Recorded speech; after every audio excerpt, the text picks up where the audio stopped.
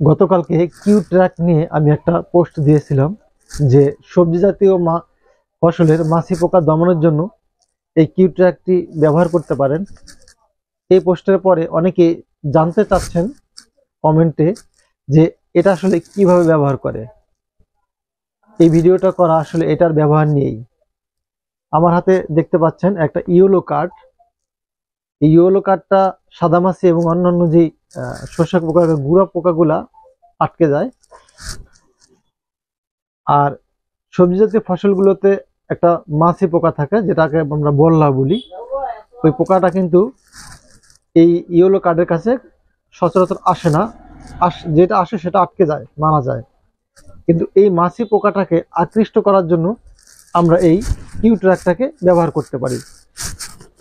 এভাবে যখন টানাবো বা এইভাবে টানালে এখানে আমরা সামান্য একটু, এই কিউ ট্র্যাকটা হলো একটা মলমের মতো, এটা সামান্য একটু এভাবে লাগিয়ে দিলে এটা যে ঘ্রাণ আছে, আর এখানে কুমড়া জাতীয় সবজির পুরুষ মাছি পোকা নিয়ন্ত্রণের জন্য আকর্ষণীয় মেরে ফেলা পদ্ধতির ফাঁদ এটা।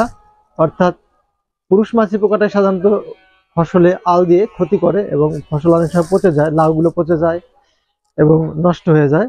আর এটার ভিতরে সাধারণত স্ত্রী মাছি পোকার যে ঘ্রাণ, ওই ঘ্রাণটা এটা এখানে লাগিয়ে দিলে এই ঘ্রাণে আকৃষ্ট হয়ে পোকাটা এখানে আসবে এবং আটকে যাবে এবং একটা পর্যায়ে মারা যাবে।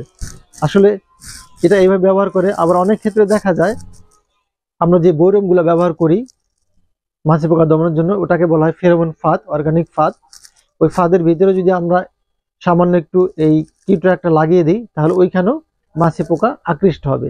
এক্ষেত্রে আমরা ইস্পাহানির বা অন্যান্য যেই লিউরগুলা ব্যবহার করি ওটা ব্যবহার না করলেও চলবে, বা লিউরের ঘ্রাণটা যখন শেষ হয়ে যাবে তখন আমরা এটা ব্যবহার করলে আবার পুনরায় ওই লিউরের ঘ্রাণটা তৈরি হবে।